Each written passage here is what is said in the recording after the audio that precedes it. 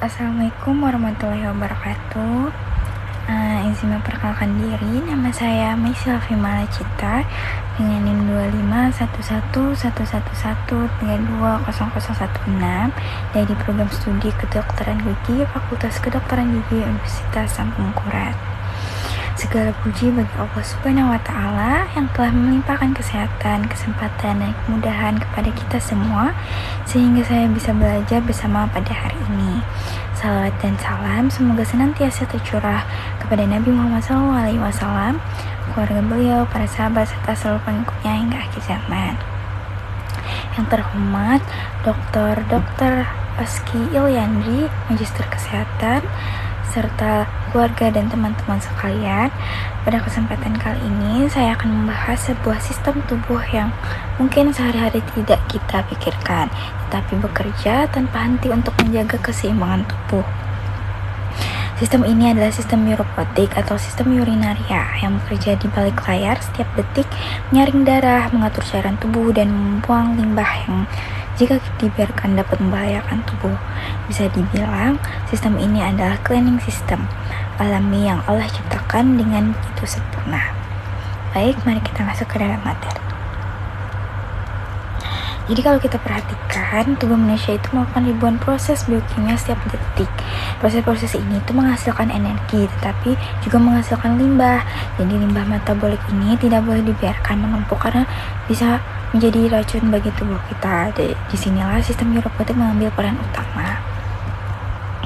Jadi, sistem neuropotik adalah kumpulan organ yang bekerja untuk menyaring darah, memisahkan zat yang masih dibutuhkan tubuh, dan membuang zat-zat berbahaya dalam bentuk urin. Next. Sistem ini juga memiliki fungsi yang sangat luas.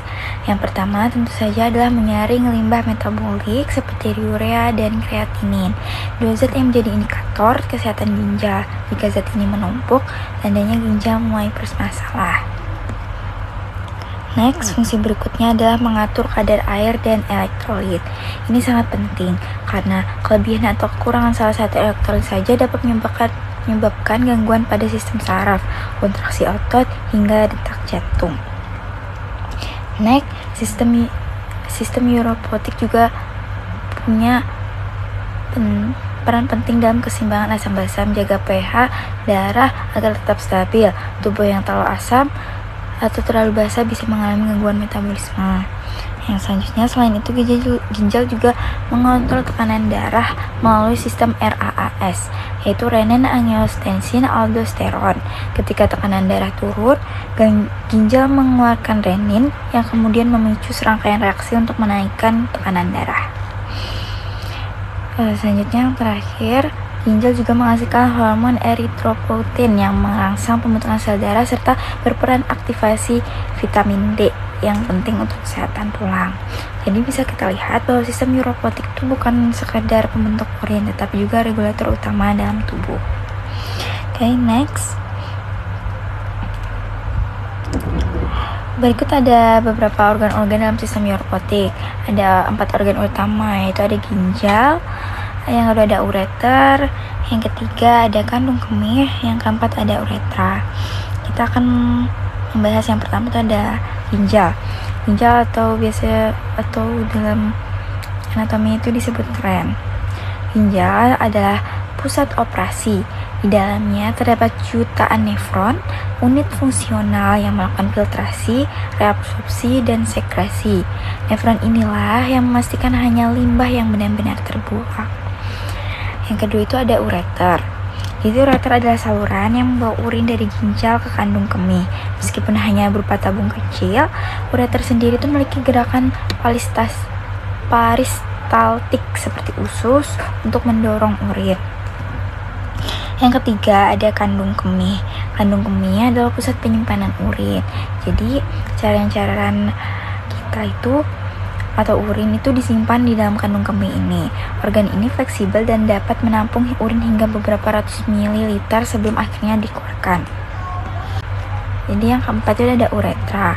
Uretra sendiri menjadi jalur pengeluaran urin dari tubuh. Panjangnya berbeda, pada laki-laki dan perempuan. Dan karena perbedaan ini pula, perempuan lebih rentan terkena infeksi saluran kemih. Oke, next slide. Oke, di slide ini ada struktur ginjal. Jadi struktur ginjal itu sendiri ada cortex renalis. Jadi cortex renalis ini terletak di bagian yang berwarna merah pucat di ujung, dan yang medulla renalis itu di bagian agak dalam dan warnanya lebih terang, dan garis-garis pemisah antara cortex renalis dan medulla renalis itu dinamakan basis piramidis renalis, serta ada pelvis renalis itu yang warna putih bagian dalam. Oke, next.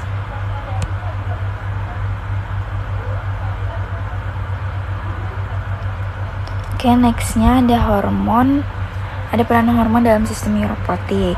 Jadi agar sistem urinera bekerja dengan maksimal, ada beberapa hormon yang berperan penting. Yang pertama itu ADH. ADH itu antidiuretik hormon.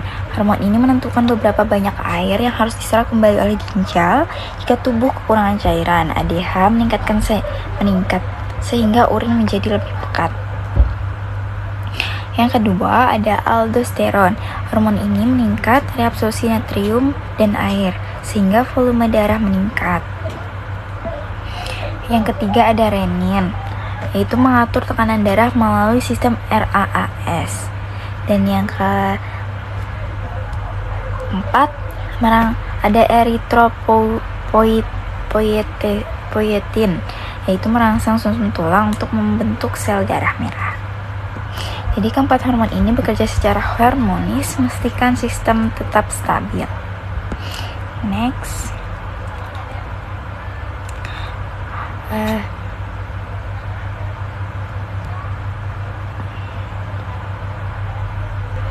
Ada beberapa penyakit umum yang dapat mengganggu sistem ini. Yang pertama itu seperti batu ginjal atau nephrolithiasis, yaitu terbentuknya dari kristal mineral yang mengeraskan dan tersangkut di ureter. Yang kedua ada gagal ginjal, di mana kondisi ketika ginjal tidak mampu menyaring darah. Yang ketiga ada infeksi saluran kemih atau ISK, umumnya terjadi pada kandung kemih atau uretra. Terus yang keempat ada glomerulonefritis, yaitu peradangan pada glomerulus atau glomerulus, yaitu tempat filtrasi terjadi. Yang kelima ada sistitis atau peradangan pada kandung kemih. Dan yang keenam, yang terakhir itu ada inkontinensia, yaitu ketidakmampuan menahan buang air kecil.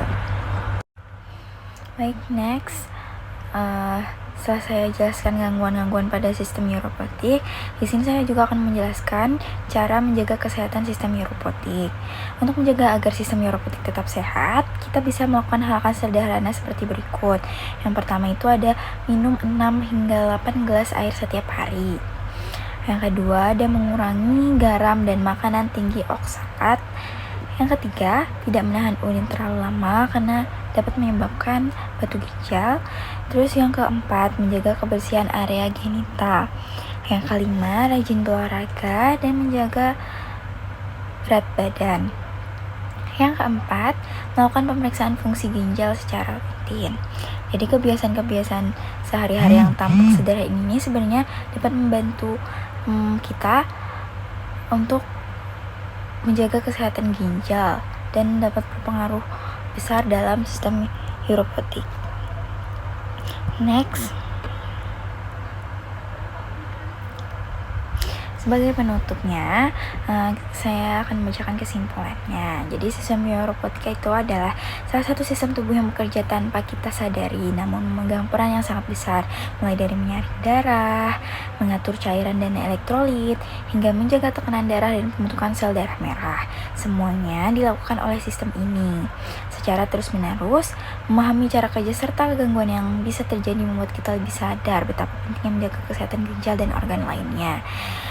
Baik, sekian dari saya. Semoga materi ini memberi gambar yang lebih lengkap tentang betapa kompleks dan menakjubkannya sistem neuropotik yang Allah ciptakan dalam tubuh manusia. Sekian presentasi dari saya. Wassalamualaikum warahmatullahi wabarakatuh.